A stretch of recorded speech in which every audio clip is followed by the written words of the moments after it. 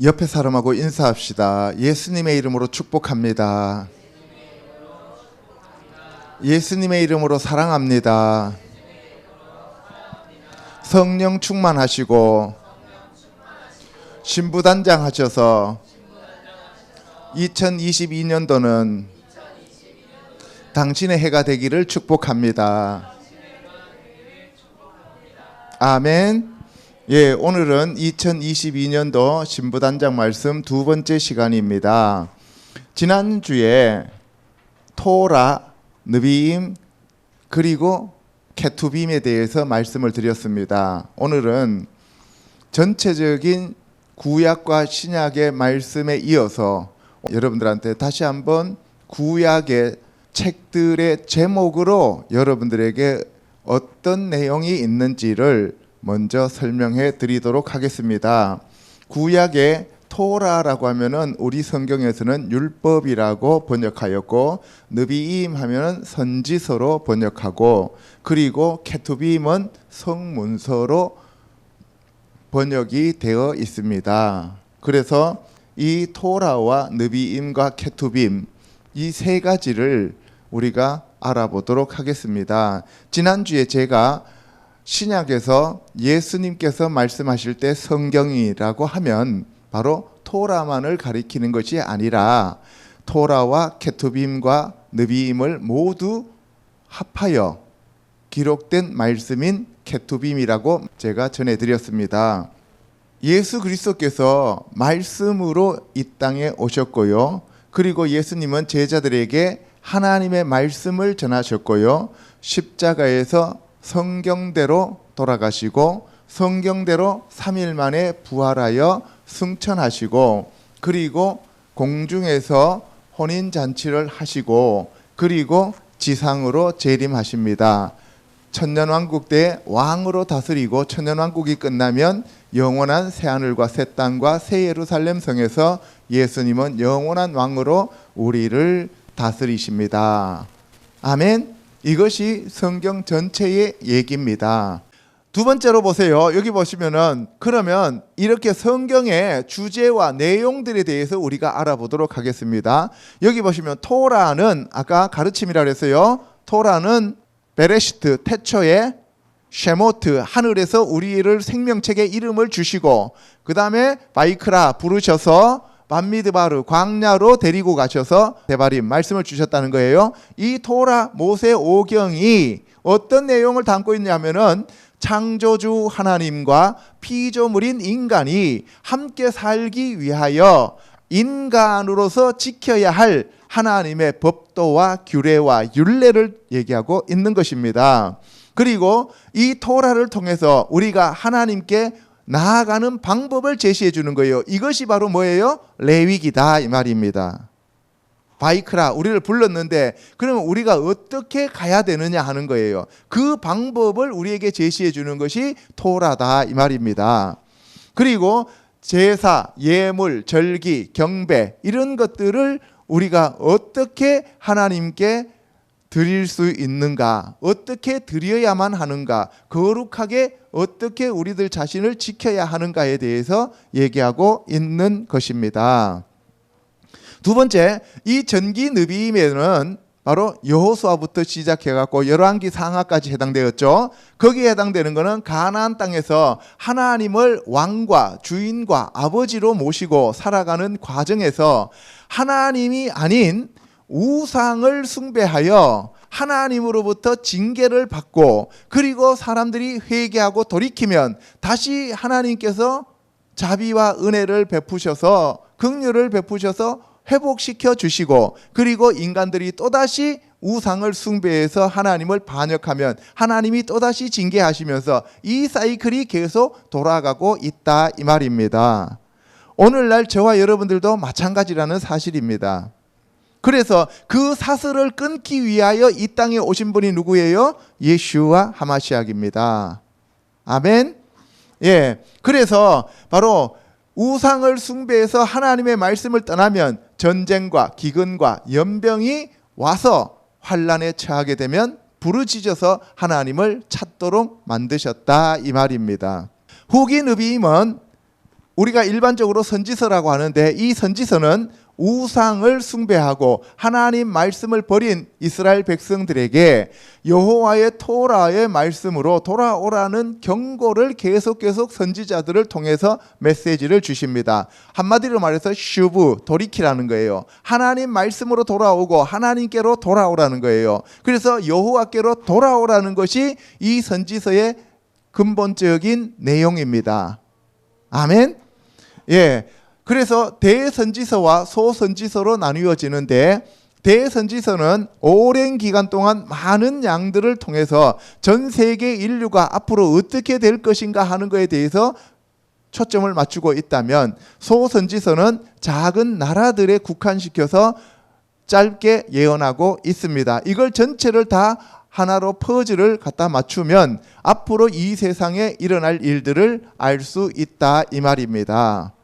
아멘. 예, 생명과 참빛의 말씀이신 메시아의 오심과 대환란과 심판에 대한 경고를 알 수가 있습니다. 그래서 우리가 선지서를 자꾸 읽다 보면은 앞으로 세상이 어떻게 변화되고 지금 우리가 어느 시점까지 왔는지를 알 수 있게 됩니다. 케투빔은 성문서로서 하나님의 말씀, 성품, 능력을 찬양하고 경배하며 하나님의 영광을 기록한 책입니다. 하나님의 자비와 인자와 사랑으로 말미암은 구원의 역사, 하나님을 찬양하고 경배하고 하나님께서 우리를 어떻게 구원해 주시고 예수님이 오셔서 우리를 어떻게 구원하실 것인가에 대해서 써놓은 책이 케투빔이다 이 말입니다. 할렐루야. 자, 그 다음에 이제 우리가 느비임에 대해서 전체적으로 알아보도록 하겠습니다. 느비임은 이사야인데 원래 이름은 예사야후입니다. 여기서 예슈아라고 하는 것은 이거는 구원이죠.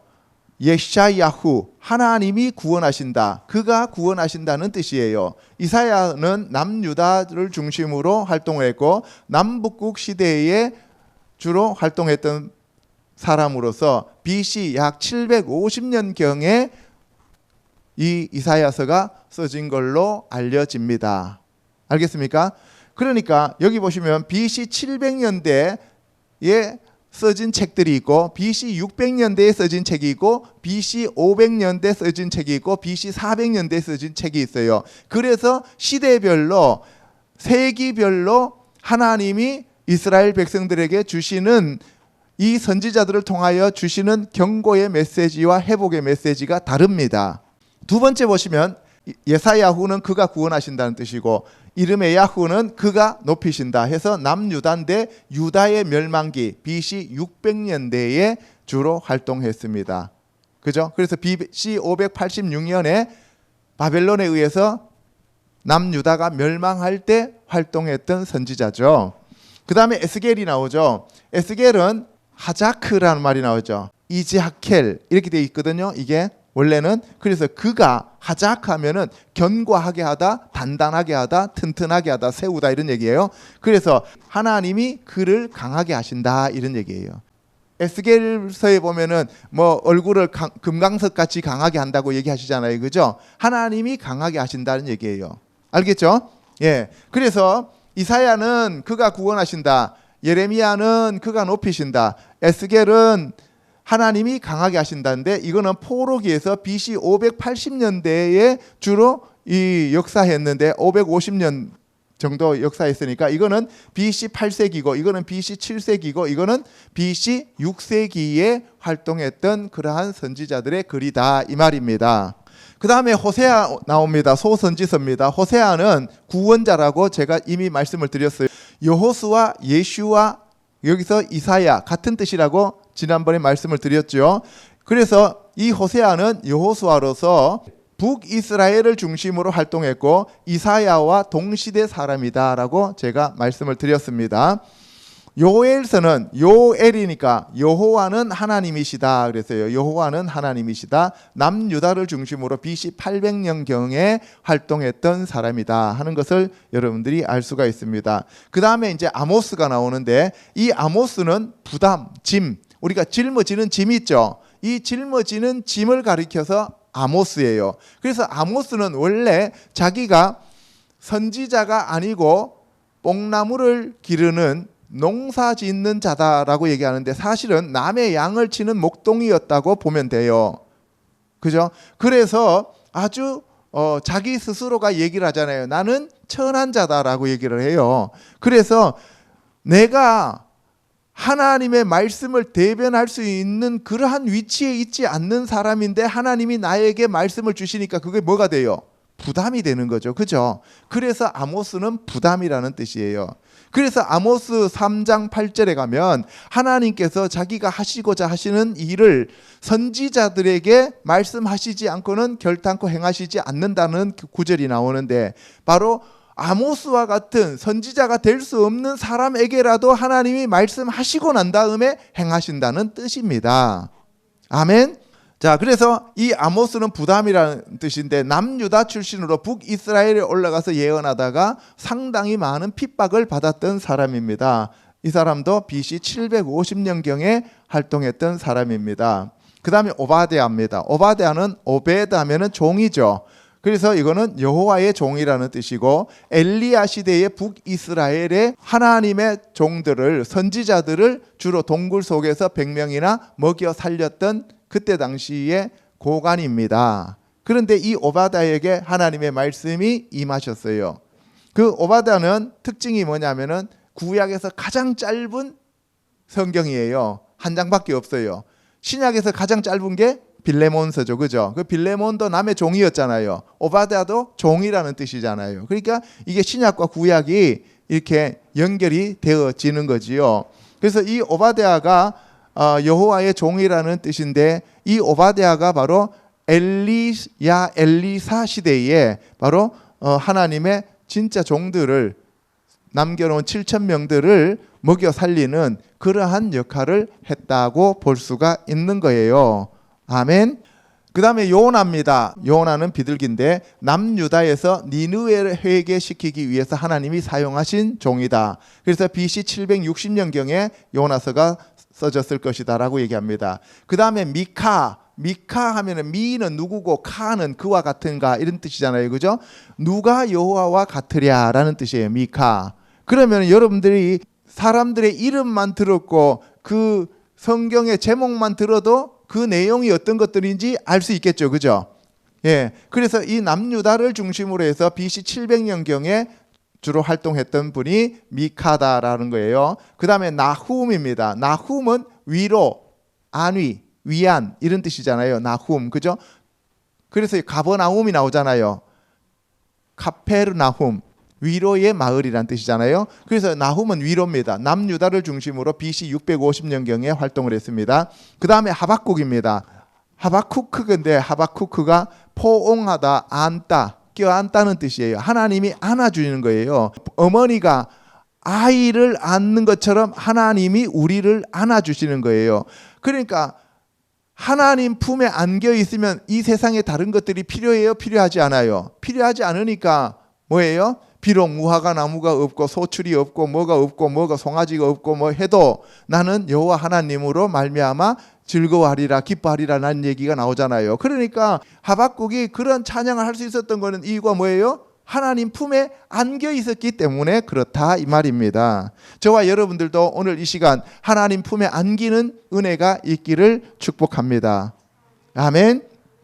그 다음에 스바냐입니다. 여기서 스바냐는 차파냐인데 차파냐는 뭐냐? 숨기다, 감추다는 거예요. 하나님이 숨기셨다. 하나님이 감추셨다는 거예요. 하나님이 우리를 숨겨두시는 거예요. 하나님이 우리를 마귀한테 내주면 어떻게 돼요? 우리는 욥처럼 그렇게 용맹하지도 못하고 욥처럼 인내가 있지도 못해요. 그러니까 뭐예요? 마귀가 두 번만 까불어 버리면 우리는 그냥 거꾸로 지는 거잖아요. 그래서 예수님이 뭐라 그랬어요? 베드로한테 마귀가 밀 까부르듯 까부르지 못하도록 내가 기도했다라고 얘기하시잖아요. 그죠? 오늘날 저와 여러분들도 예수님과 성령님이 우리를 위하여 중보하시면서 우리를 보호하시고 계신다 이 말입니다.